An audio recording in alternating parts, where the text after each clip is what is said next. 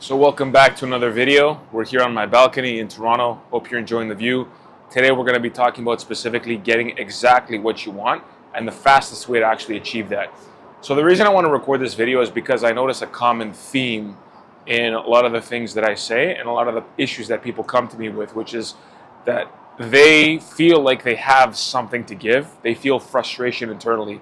And the reason they feel all that frustration is because if you think about it, frustration, what is it? It's actually a form of energy, but it's the way you're interpreting the energy that makes it frustration. It's the way you're interpreting the energy that makes it anxiety or that makes it excitement. So really what you want to do is when you're using your mind properly, you can actually take the energy that you already have and properly put it in the right places. So the fastest way to get what you want is to first of all have a pretty general sense of, okay, where am I going? What am I good at? What do I want to contribute? How do I want to serve the world, right? So you could be a people person. Maybe you're a person more interested in machines or building things or computers or whatever, right? Marketing, music, art, it could be any number of things. So best thing to do is figure out what that is and put yourself in situations, create different experiences for yourself that will commit you to the next step in that area. Because usually what happens is people have an idea, they don't do anything with that idea, and that idea eventually dissipates and it evaporates. So this is called, and it's probably not a law, a universal law, but it's called the law of diminishing intent. So the more you intend to do something and the less you follow through with that intention, the more you're going to not follow through with that intention because you know that your intention doesn't have any power, doesn't have any potency behind it.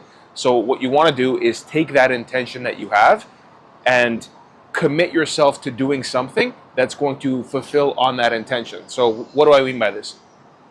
So in my city particularly, I'm in Toronto. I'm involved in sales, and I'm also heavily involved in like relationship building, personal development, and I have a lot of experiences in different areas. And so I feel like I'm pretty, I'd say, qualified to talk about specific topics, not everything, right? I'm not the best person to talk to about everything. So what I did was I created an event on Eventbrite, live speaking engagement, where I have an agenda of everything that I'm going to talk about. And people, what they do is they pay money, right? They purchase a ticket to actually come see a presentation and also participate in a workshop, Q&A sessions. We do exercises and things like that on specific topics. So would I be motivated to create a 2-hour-long workshop and presentation and to go out and to rent a venue and to make sure if everything is set up and I have a whiteboard and I have a tripod and I have cameras, mobile lavalier mics without actually doing that, without committing myself to that, the likelihood is lower. The likelihood is lower for me to do all of that stuff and for me to actually follow through with something if I don't commit myself to doing it. So everybody falls into this, right? That's why you see a lot of people, CEOs, high-level people, executives, they have somebody managing their calendar and telling them this is what you're doing at this time, this is what you're doing at this time. Because when you're left to your own devices, you just do what you naturally do. And even executives in high-level companies, they'll just do what they naturally do, or CEOs. They may be visionaries, so all they're doing is like constructing a vision for the company. But if they don't have other people in place to make sure that they're moving in a specific direction with all parts of them working towards the same mission, then it's really hard to get anything done. And if you're working solo, so if you're by yourself initially, you have to realize that you're the one. It's all on you. It's riding on you. So the best thing that you can do is realize that because it's on you, because you don't have a structure, you don't have people over your head telling you, you can do it, stay on task, or this is what you have to do, stop doing this and now do this. And you just slipped up, make sure that you transition. Because you don't have those people in your life, what you have to do is be able to self-coach and create structures that will get you to behave in specific ways that are actually going to be conducive to you achieving those goals. So, going back to what I said, make sure that you're making commitments. And when I say making commitments, I don't mean verbally making commitments as far as I will do this, saying affirmations, talking to yourself. Like all that stuff is fine, but we're talking like tangible commitments. Back when I was making music, same thing. What did I do? I booked the studio and I paid for a singer. And I'm like, oh man, now I have to make the song, I have to write the song because I paid all this money to professionally produce a track. And as I'm doing that, I realize that I'm accountable to an external system that I created. right? Because you have to create that. And so once that happened, then you start to mobilize resources, because you know that once you are accountable to something outside of you, you're being relied on by other people, and you put up something of value, you sacrifice something of value, which is your time, your money, and you're actually committing to that, then you're going to follow through with it, guaranteed. It's like if you pay for something, and let's say, for example, it's a course, and let's make it very, very easy. It's a 3-video course, and you paid $30 for it. You're like, man, that's a lot of money for 3 videos, right? So let's say those videos were already available on YouTube. And you'd say, okay, well, whatever, click, listen, it's all right. But if you paid money for those courses, you would be hyper attentive to every single word. You would be analyzing every single word, not only to make sure that you got the value for the money, but also to make sure that you extracted all of the information that you need to extract from the thing that you purchased, right? Now, the same concept applies when you're pursuing something for yourself. So remember that you can do it, right? You have the power, you have the ability to actually do it.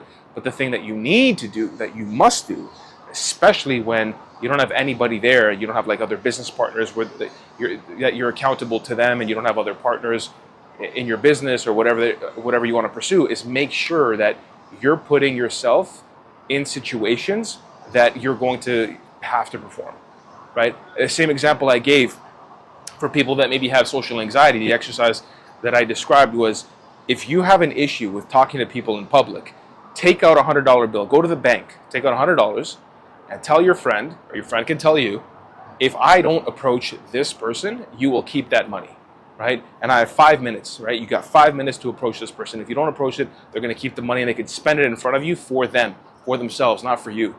I will guarantee you, say for example, you have issues with like socializing with people. If you did that, no matter what the circumstance, if this person was alone, if there was like a lot of people in the way, if they were in a group of people, if you were shy, if you were not dressed well, you could come up with all of these reasons that you would use if you hadn't put up something of value. But when you put up something of value, all of a sudden, well, now you're motivated to go do that, because you don't want to lose that $100 for no reason.